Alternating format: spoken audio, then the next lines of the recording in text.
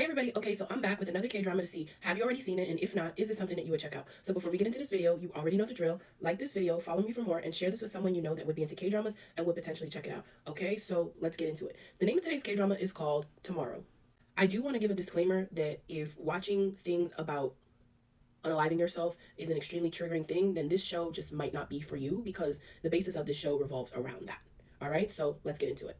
This K-drama tells the story of people who are on the verge of ending their lives, but there are essentially two people who are like grim reapers, and they've been assigned to a specific team in preventing these people from deleting themselves. Now, these two people, they actually work for Jumadong, which is like a company that deals with angels of death, and this company essentially offers work to people who have already passed away. Some employees are given like a contract in which they can work, fulfill their contract, and once that's done, they'll essentially be given a second chance at life and be reincarnated. There are essentially like two people that are really tasked with keeping people from unaliving themselves, and that's where the storyline picks up. So we see that our main male lead, his name is Junong, and he's actually alive and very young, and right now he's really just having some difficulties finding employment. He's been looking for time after time, only to be met with rejection after rejection, and he is falling on some hard times, but not to the extent of trying to unalive himself. So after not passing an interview, he essentially is standing at like one of the bridges, just contemplating, thinking, what could he have done? Why is no one hiring him?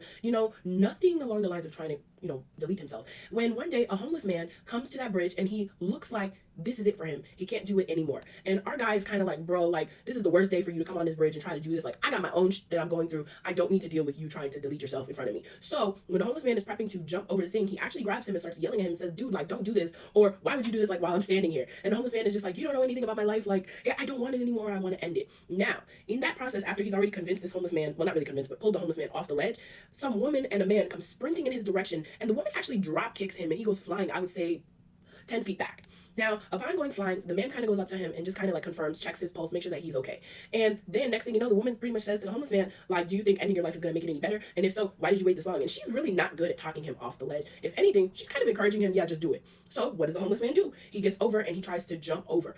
Now what ends up happening is our boy, Jung, he actually grabs onto the homeless man, and in grabbing onto him, he also falls over the bridge too.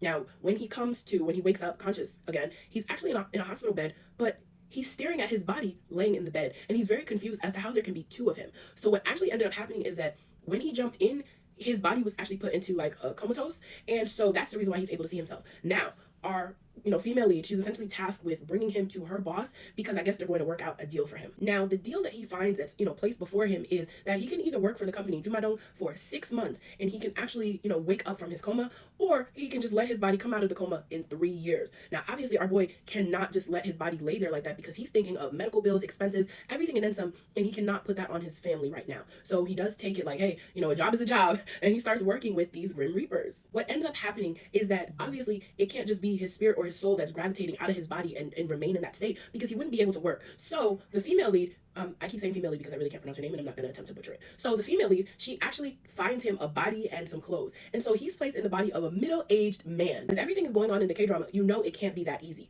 And of course, it's not. There's a man that currently works at Jumadong, and he feels that the team that's saving people from unaliving themselves is an extremely useless, hopeless team, and he really hates the female that's the manager of that team. And so his ultimate goal is to get them to fail so that their team could be disassembled entirely.